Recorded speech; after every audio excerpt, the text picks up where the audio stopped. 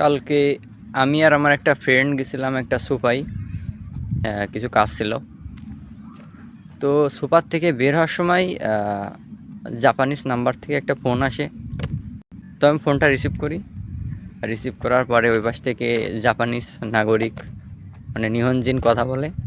তো আমি ভাবিছি হয়তো অনেক জায়গায় আবেদন করেছি, কাজের জন্য হয়তো ফোন দিয়েছে। তারপর আমি সেভাবে কথা বলতেছি ভালোভাবে। এবার এক পর্যায়ে দেখলাম আমার রুমমেটের নাম বললে যে এই নামে চেনো কি? এবার আমি চিনি, বললাম চিনি। এবার তখন আমি ভাবলাম যে তার হয়তো বা কোনো কাজের জন্যে নাম্বার দিয়েছে, তার নাম্বার। তো সেই নাম্বার থেকে ফোন দিয়েছে। আর ওই জায়গা হলো একটা পরিচিত কারোর নাম্বার দেওয়া লাগে, তার সাথে ইমার্জেন্সি যাতে যোগাযোগ করতে পারে। তো সেই কারণে মনে হয় আমার নাম্বারটা দিয়েছে। তো আমি এইটা ভাবিছি, পরে কথা বলতেছি। তো আমার রুমমেটের নাম বলল। তারপর আমি বললাম কী জন্য ফোন দিয়েছেন বা কী হয়েছে। তা উনি বললে যে আমার রুমমেটের নাম বলে বললে যে এ কি তোমার ফ্রেন্ড? আমি বললাম হ্যাঁ আমার ফ্রেন্ড।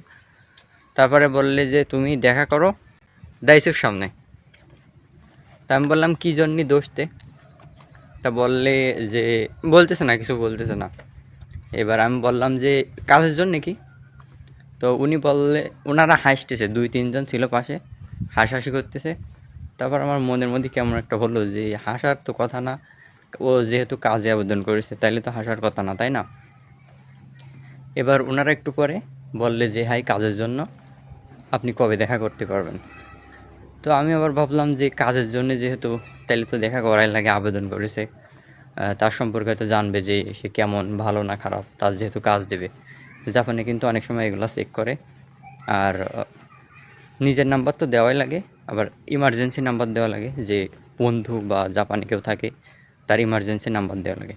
তো সেই ক্ষেত্রে আমারটা দিছে।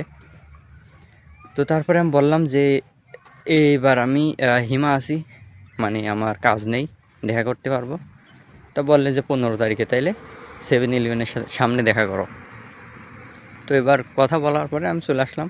আর বাসায় এসে ওর কাছে জিজ্ঞেস করেছি কী দেখি ব্যাপার, তুই আবেদন করেছিস কি না বা কারোর নাম্বার দিছিস কি না, কী দেখি ব্যাপার। তো ও শালা হাসা শুরু করে দিয়েছে। কী জন্যে হাসতেছে আমি এটা বুঝতে পারিনি। এবার পরে বলল, তো পরে কিন্তু বলল যে ওরা সোফাতে গেছিলো 3-4 জন, যাওয়ার পরে 2-3 জন মহিলা তাদের ধরেছে। ওই যে জাপানে দেখা যায় না যে ধর্ম চেঞ্জ করার জন্য অনেকে এসে বলে, তো ওদের নাম্বার অনেক চাইছে, ওরা ওদের নাম্বার দেয়নি। আমি ছিলাম না, আমার নাম্বার দিয়ে দিয়েছে, মানে আমারে ফাঁসাই দিয়েছে। মানে ওদের তো সাইড এসে না, সুপার মধ্যে ছিল। বলছে যে তোমাদের নাম্বার দাও, কিছু হবে না, গেলে একদিন যাও, একদিন গেলে কোনো সমস্যা হবে না, এভাবে বলেছে তাদের। কিন্তু ওরা যায়নি, নাম্বারও দিনি।